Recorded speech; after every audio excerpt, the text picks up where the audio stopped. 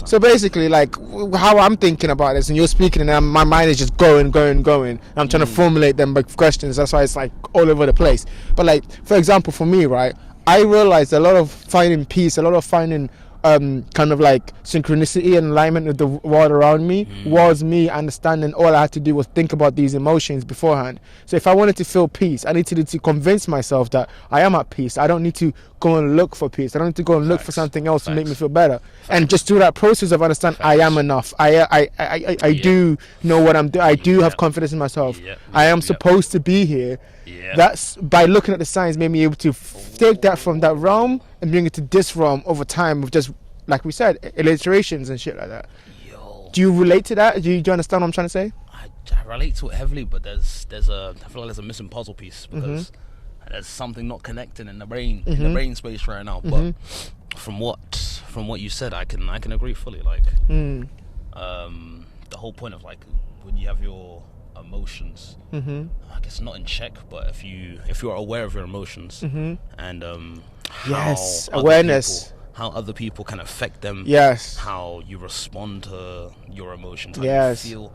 It's like it's not having emotions about emotions, but you need to be having thoughts about emotions almost. Having awareness of be like be able to take that emotion and be like, oh, this is this. Not just embody it, not just feel it and then be like, okay, I'm angry, so I'm going to do angry things.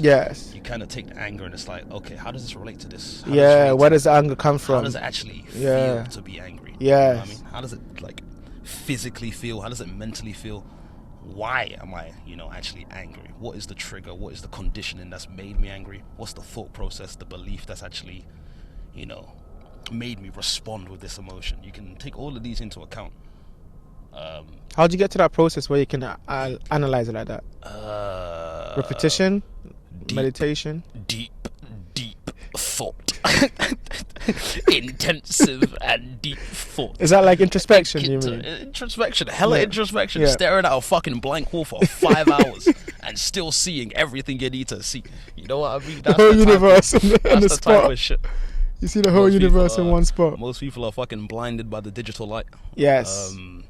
Too blinded to see the actual light, Plato's cave type shit. But, but it's like, if you want to get to that place of analyzing, you have to really kind of put yourself. You have to change your personality, really. You have to really be aware of who you are and what you want to be and where you want to go. And then compare your current self to your ideal self, and then start shifting that kind of your behavior, your attitudes, your feelings and emotions to that of your ideal self.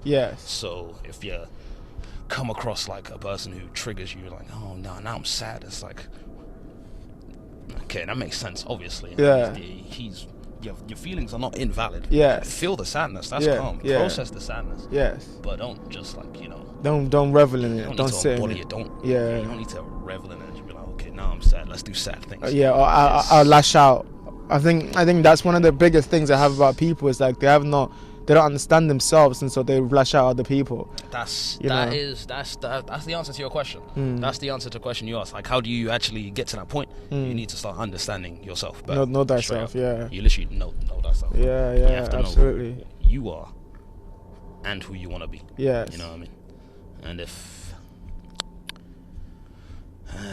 it's an actually interesting fucking road to travel, really and truthfully. This self-discovery, the path of individuation. Individuality too.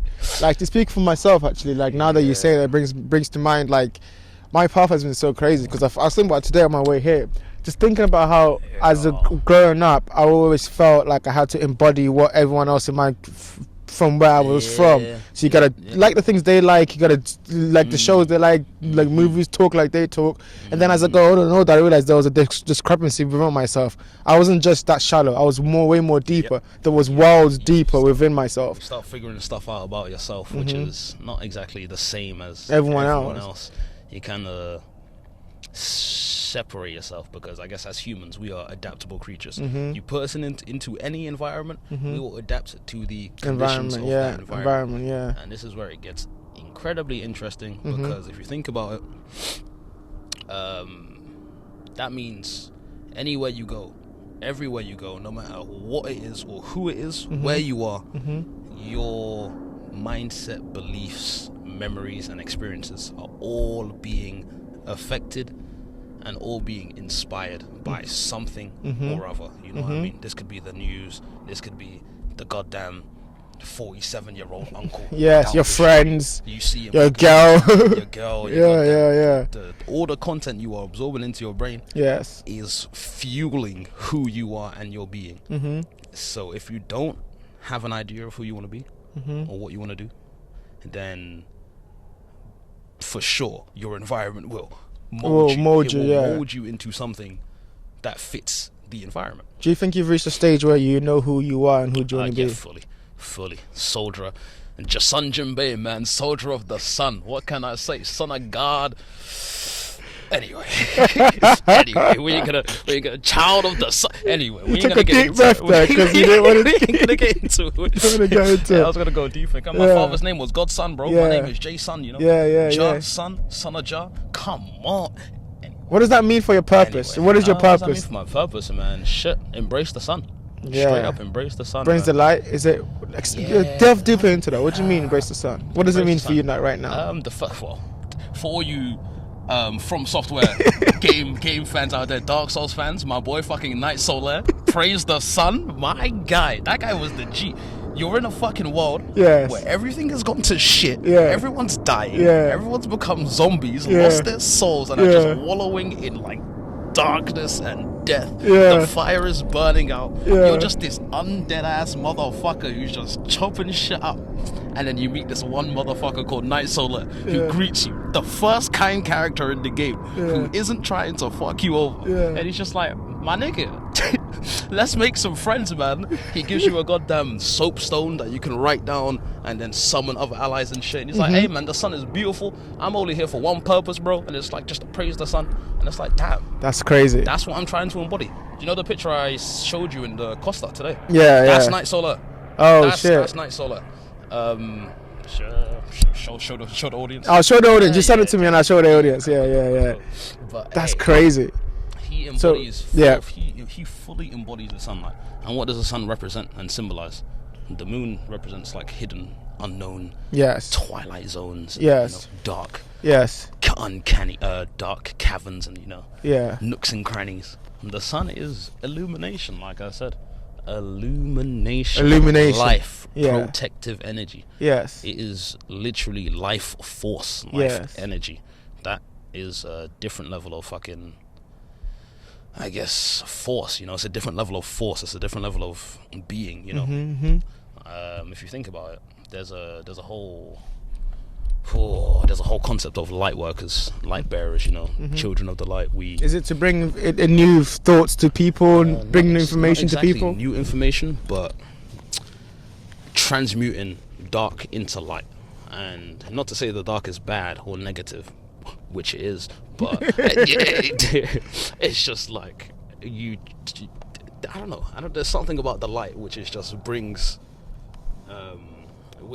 life energy. You know what I mean? It's consciousness, almost like. Consciousness, the fire. There's just something about it which is just illuminating. It feels like our natural state. Our natural state is to be in that. In that illuminated light. You know what I mean? I think there's like some biological fucking dependency on the sun. Of course. Yes. But like I think it goes a lot deeper than just the sun shines in the morning. It's like what we talked about before, like the sun god, and like how people would like actually worship it because it goes deeper on so many levels. We understand it. Even just the basics. The sun shines, but also you can feel the light, like you like you said so beautifully. You let the photons seep into your melanin. You let the photons seep into your melanin. So I'm gonna play that. I'm gonna play that here. Yeah. So Jeff, future Jeff, you're gonna be watching this. Put that noise note of him, which we recorded today, actually. Basic photosynthesis. But I say that all the time. Like I'm letting the sun. I'm photosynthesizing. They don't understand. I think I read like one flash of an article which is just like, melanin is actually taking photons and doing something with it. So I'm just like, that's fucking. I'm a plant. Bro. I'm a plant, bro. I'm a tree, fam. Golden fucking black chlorophyll, if you will. Black chlorophyll. That's what I'm gonna call it from now. Alright, cool. Anyway. Anyway. I wanna. Again, we're getting way too deep. We're gonna bring it back. Bring it back. Talk to me about the signs and synchronicities. How do people take what we've talked about here and then like see it in the world? Like, Lord, how do they notice the signs, and how do they notice when the world is synchronized? And like, before you answer the question, I want to touch a little bit, right? My relationship with synchronicity comes when, well, deeper. I understood it in just in the broad terms, but also deeper when Jung talked about it. So Jung has this book called Synchronicities, and he makes the case that synchronicities are almost, you're reading the pattern of the universe. You're reading the algorithm of the universe. Yes, precisely. You're being able to see the things that like we don't usually notice, and then they're not coincidences. Only someone who doesn't understand the third world that we're talking about think is a coincidence. So how do you like? What's your relation to signs and synchronicities in your world?